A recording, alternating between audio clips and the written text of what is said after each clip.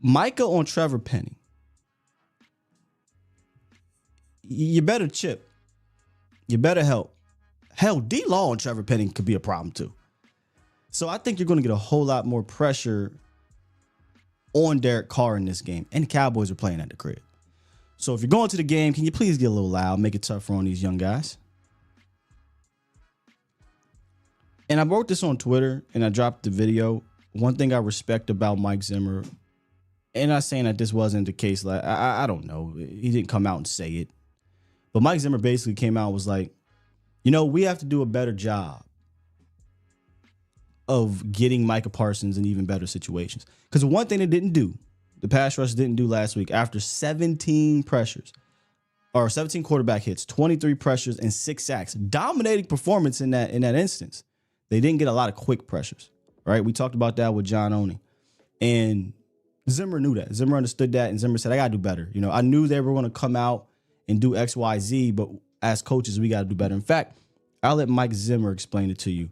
And I appreciate that. I appreciate this, There was a lot of times I wanted to use some other ways, but we didn't get to it, so we'll save them for the next couple weeks. But, he's a dynamic guy, and we want to try and get him a lot of different places and do a lot of different things with him. They have to figure out where he was. We got a lot more of the double chip protection in this ball game than we anticipated. And we knew they did it, but, we need as coaches, we need to do a better job of helping him out with, some other of our alignments so that he's not getting chipped every single play. Look, I always say this.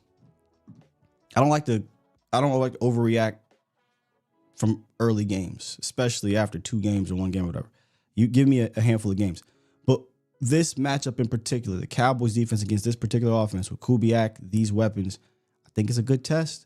I think it's one of those, what did we call it a few years ago, those checkmark games for different reasons. Not that the Saints are a Super Bowl contending team or anything like that, in my opinion.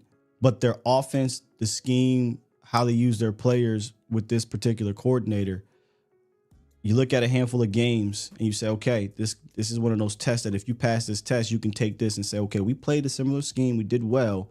We're going up against another one with a similar scheme or players, play callers, whatever, maybe a better quarterback or a lesser quarterback. It's a check mark game for the defense, for sure.